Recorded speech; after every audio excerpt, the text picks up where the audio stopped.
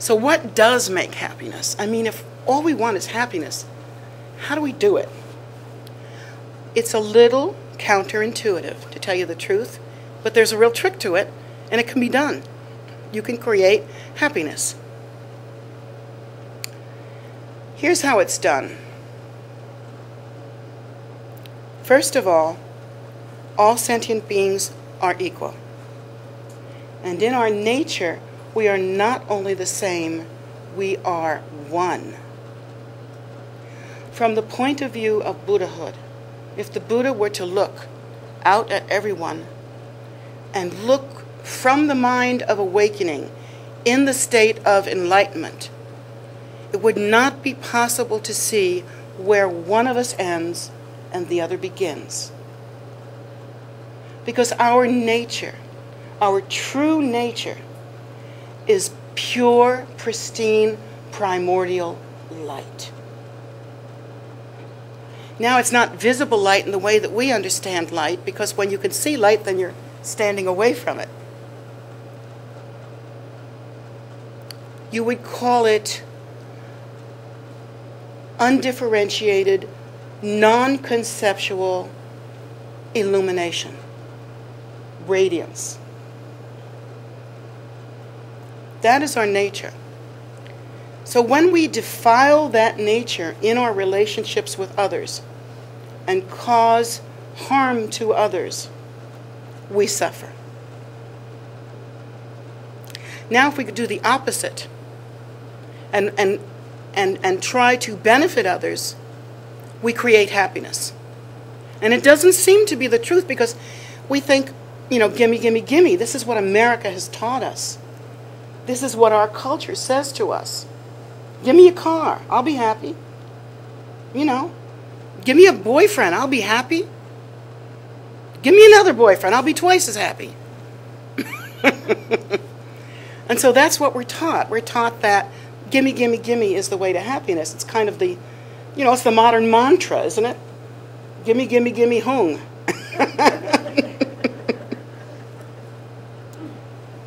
So we try very hard, and it doesn't work that way. What we find out is that in our oneness, we must uphold one another.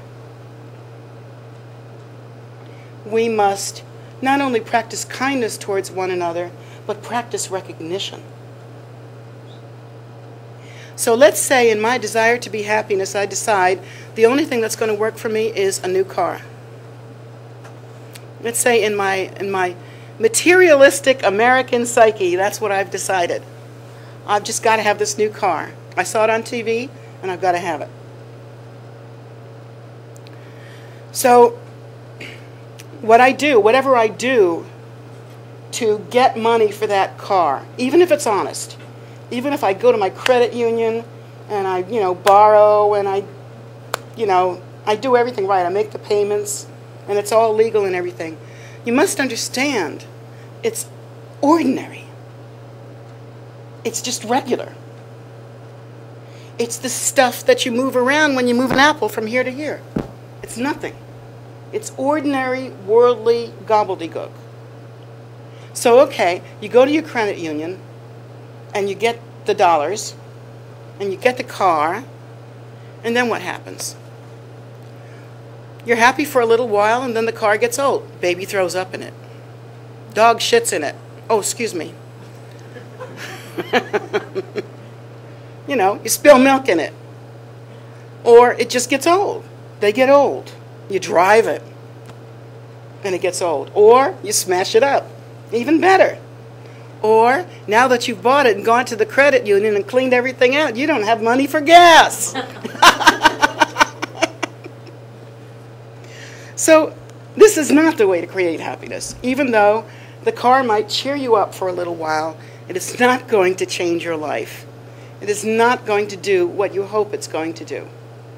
And it's the same thing with the big ticket items, the house, and the non-buyable items like relationships and marriages and boyfriends and girlfriends and all that stuff. All of it are like Band-Aids in samsara. Quick fixes. When you're unhappy and you grab for something like that, your intuition tells you you're going to feel better. But the real solution is counterintuitive. And here it goes. If you are chronically poor, first of all, the Buddha has said, many people have gone to teachers and said, what was I in my past life? Or, what kind of being am I? Thinking that they're different somehow and that this is important. It's really not the case. We're exactly all the same. But a lot of times people will go to the teacher and ask questions like that. Well, the Buddha's answer was, if you want to know who you were in your past life, look in the mirror. Not necessarily at your physical appearance and how your mascara's on and that sort of thing, but more like, look at who you are, look at your life. Look at what you've accomplished. Not what you're spinning in your head that you're going to accomplish, but what you have accomplished. Then you can begin a certain analysis. Let's say, excuse me, that you have a chronic poverty situation. You're chronically poor. You tend to work low-wage jobs and can't get the big jobs and just can't make the money thing work, and it's just a chronic kind of condition. So most people will think the best thing to do is like, get this, really go looking for this fabulous job, or or meet the fabulous man with the big money, or something like that, so that you can get rich.